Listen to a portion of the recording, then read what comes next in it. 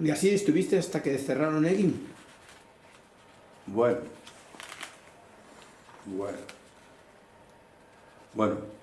pues Lo que no, quieras, sí. antes de cerrar Egin, fui despedido, que mucha gente igual no sabe. Yo tampoco sabía. Bueno, sí. Hubo una reconversión en Egin a la que nos oponíamos y formaba parte de un segundo consejo de administración y de la asamblea de fundadores. Y llegó un momento en que Egin tuvo un primer tiempo bueno, luego un tiempo malo a nivel económico, pero en los años de 9, 10 años hubo un repunte importante gracias a la gestión de un nuevo consejero delegado, Javier Irigoyen, que procedía de Caja Laboral, y se consiguió mantener bien las ventas y había un saldo positivo.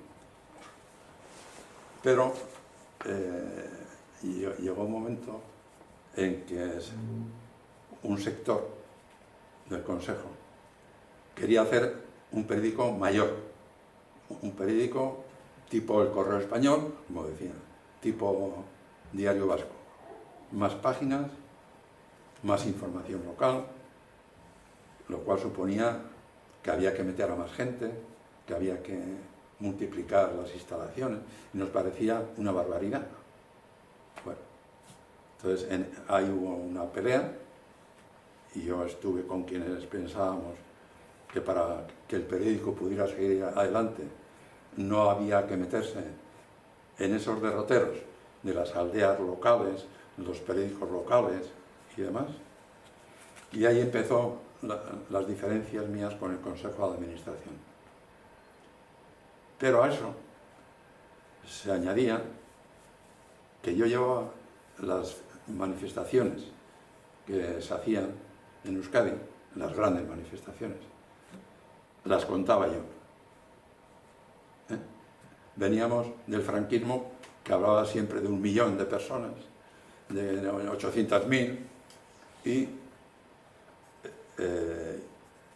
cuando empezaron las manifestaciones, tantas manifestaciones, pues empecé yo, buscamos un sistema de recuento que hasta entonces no había, sino que era lo que cada uno creía, miles, decenas de miles, millones,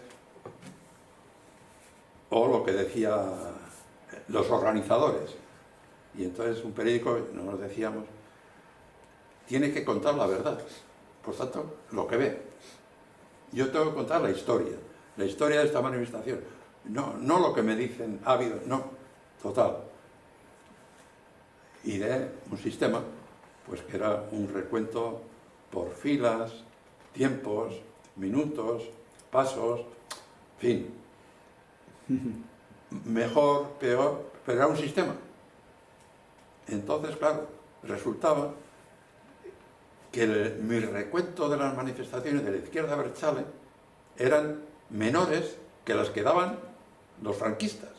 Es decir, el Correo Español, la Gaceta, incluso de ella, las manifestaciones de la izquierda abertzale daban mayor número que yo.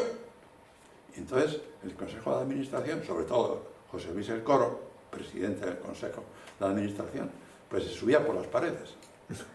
Hasta que llegó un momento que estaban muy hartos de mis sistemas de recuento, y eso que yo, cada vez que había una manifestación grande, explicaba cómo los contábamos, y decía, y lo mejor sería, a veces acababa así, para que sepamos cuántos somos, terminar la manifestación en San Mamés. Ya sabemos cuántos hay en San Mamés, ¿no? Bueno, solía decir en los comentarios. Total, que una de las grandes manifestaciones, creo que fue por la autodeterminación, así, y ya estoy trabajando, ya terminó, y yo hice mi recuento, bueno, que por cierto lo hacíamos entre varios, y entonces con ese sistema hacíamos entre varios y hacíamos nuestros ejercicios de contabilidad, ¿no? Total, que estoy preparando la crónica, ya a la noche, entonces solían acabar 7:30, 8, y teléfono, la primera vez, pues nunca, esto a decir verdad, nunca nadie del Consejo de Administración me llamó para decirme esto o lo otro, o para manipular. Solamente esta vez, el coro, presidente del Consejo de Administración, me llama por teléfono: oye, Juan Mari, ¿cuánto vas a dar la manifestación de hoy? Y le digo: ¿y tú cuántos crees que ha habido? No, yo no he contado. Bueno, pues yo he contado.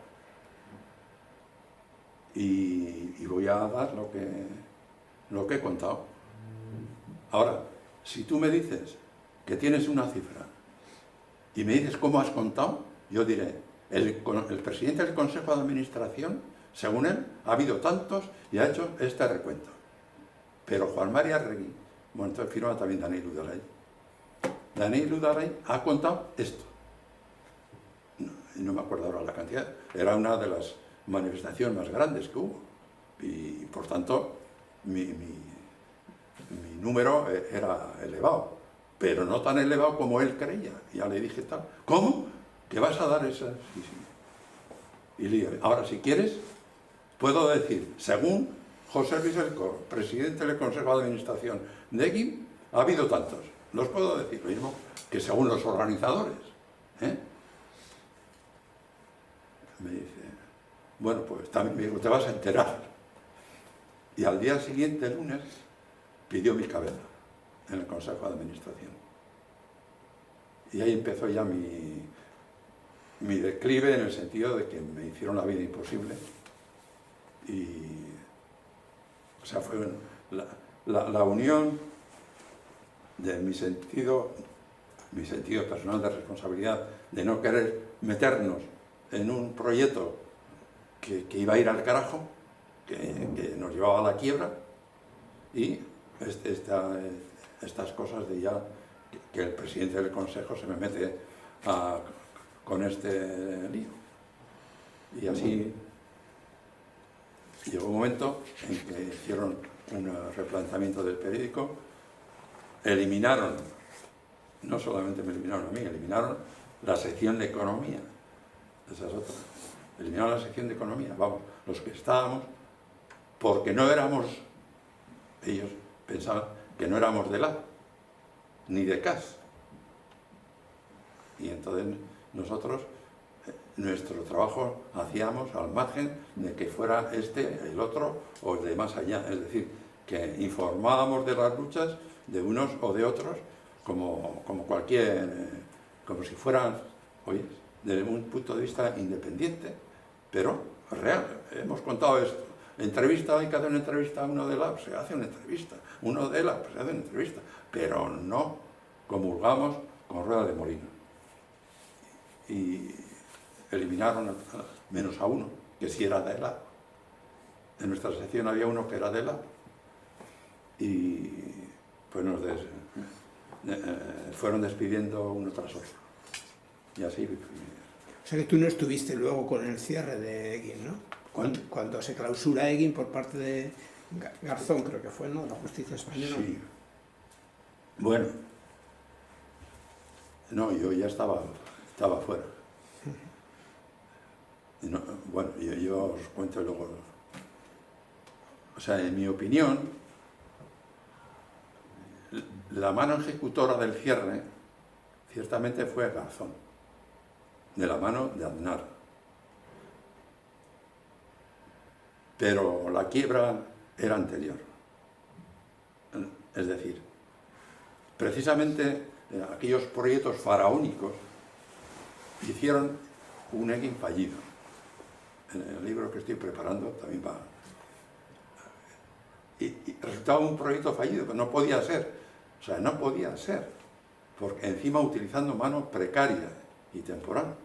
Entonces yo, que me estaba escribiendo contra del capitalismo, en contra de la banca, en contra de las grandes empresas, que en tu casa hubiera un sistema precario, temporal, pues no.